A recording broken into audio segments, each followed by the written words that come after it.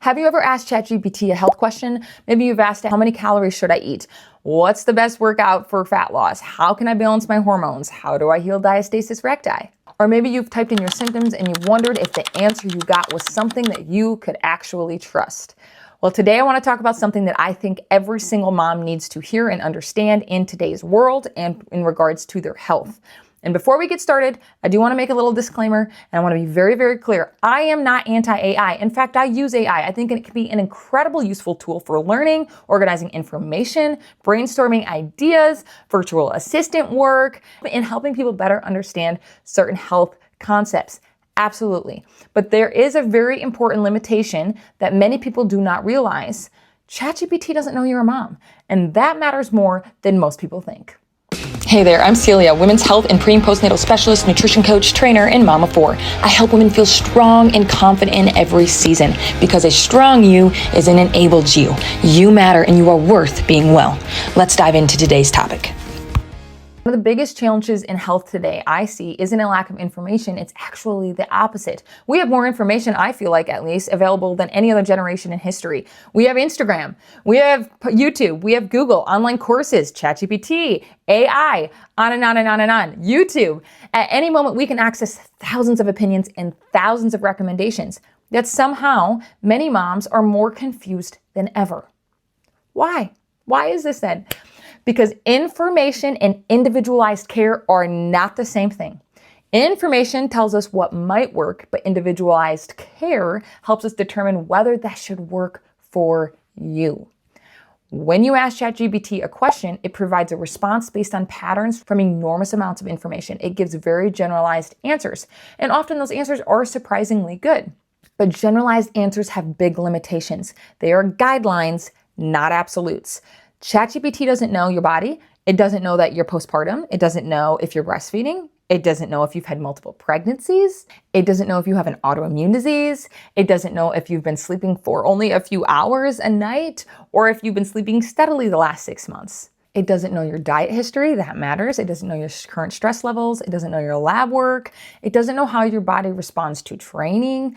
It doesn't know how your body responds to foods or specific foods. It doesn't know you as a unique individual, and all of those things matter.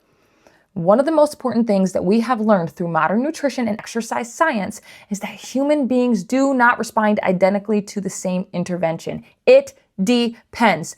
There are foundational necessities, absolutely, but the more you know, the more you also know and understand that it is not all black and white.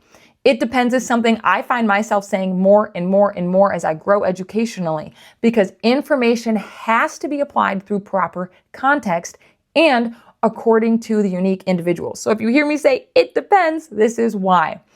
2 women can eat the exact same diet and have completely different outcomes. 2 women can follow the exact same workout plan and have very different outcomes. 2 women can have the same goal and require different approaches. That is what we call individual variability. And it's one of the reasons why generalized advice can only take you so far. Again, I am not demonizing AI, but as someone who advocates for women, moms especially, and is fighting so very hard against generalized generic care that some of us often experience with our healthcare providers or through the internet, I often find that we're actually allowing ChatGPT to promote it more rather than help us further fight against it. We have got to use it as a guide, but stop using it as an absolute. Let me give you a little example. Imagine 2 moms, both want to lose weight. Both ask ChatGPT how many calories they should eat. Mom number 1 sleeps 8 hours per night. She has relatively low stress. She exercises consistently. She doesn't really have any major health concerns or pain or genetic limitations.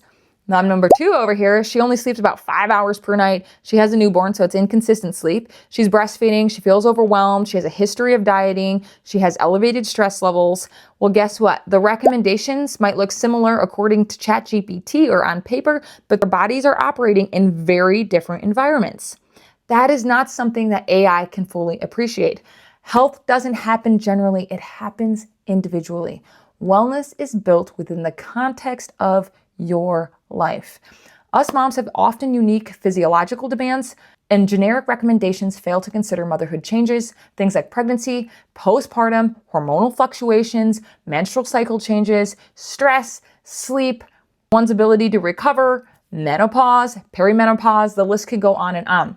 When we ignore these variables, we often end up feeling very frustrated and stuck because the advice sounds good, but it doesn't work the way we expected it. And I find often this is where many moms get so discouraged because they assume it isn't working or they're the problem, and it isn't them.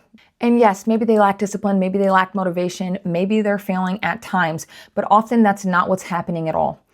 Sometimes the advice that was given simply wasn't appropriate for their specific situation or the season they are currently in.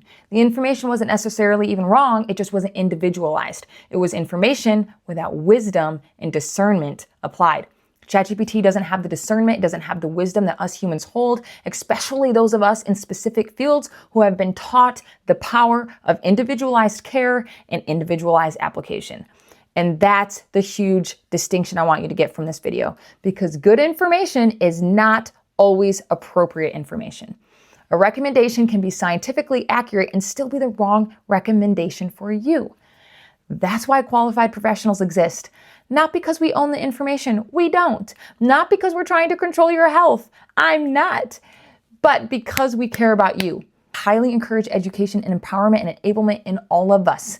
All of us women, all of us moms, but we have to have that education in proper context and with proper application. That's the massive advantage of having someone in their field of expertise. Professionals help apply the information, they help interpret the context, they help identify variables, they help recognize the red flags, they help adjust the plan when real life happens, and they focus on application for the individual. I know I do as a coach, it's so important to me. That's especially important for women's health. Women's bodies are dynamic. We have changes. We have needs that change. Our circumstances change. Our physiology change. A recommendation that works beautifully in one season may not work and be appropriate for another season. That is not failure. That is biology. That is seasons of life. So where does this leave us? Should we use ChatGPT? Absolutely. Use it. Use it to learn. Use it to ask questions. Use it to better understand concepts. Use it as a starting point in your health. But do not mistake that information that you receive from it as individualized care. Use it as a guide, but not an absolute. Use it to help ask better questions, and then take those questions to the authority in whatever it is that you are asking those questions in, to your health provider, to your coach. Don't assume that because something sounds right that it's automatically right for you and your body in the season you are in. Remember, generalized information is just generalized care. We want what is right for you and for the season you are in. You are worth that. Also remember, don't assume that your body is broken if general advice doesn't solve your problems, because your body is not average. Your body is unique. Your circumstances matter. Your season of life matters. If you've gone through postpartum, pregnancy, we all know that. Your health deserves more than generalized answers. It deserves wisdom, it deserves human discernment, it deserves context, and it deserves care that sees you as an individual. Because ChatGPT may know a lot of information, but it doesn't know you. And that is the biggest difference that every mom should understand and consider. It's also why I love what I do. I believe so strongly in the individual, and I love meeting each of you where you're at to get you where you want to go. I'm also very deeply passionate about mamas and all of us together in this motherhood journey. I love hearing one-on-one from you. I love listening to you one-on-one as a unique individual. I'm a mama for myself. I get you. I feel you. I understand you. I see you. I enjoy talking to you. ChatGPT can't do that. Relationships matter emotionally as well. So I hope this was a powerful reminder for you today that you deserve an approach that is right for you and you as a unique individual, because you matter and you are worth being well. I'm in your corner always, and I'm cheering you on every single step of the way. ChatGPT isn't a problem. It's really good for generalized information, but remember that generalized information is not individualized care. When we're talking about our overall health as a society that we're all trying to work to improve, do not allow ChatGPT to enable what we are trying to fight against, okay? ChatGPT will give you information. It will give you generalized answers, but it is not specific care. It is not individualized care and wellness in context with wisdom and discernment for you as a unique individual. You're a unique individual. You matter. You should be treated as a unique individual. You matter. You're worth being well. Mind, body, and soul. If this video was helpful, I would love it if you liked, subscribed, and turned on that notification bell. And if you want deeper support, workouts, and education, you can find everything linked in the caption below or the link to the app in my bio. Thank you for being here, and remember, you matter and you are worth being well. Mind, body, and soul.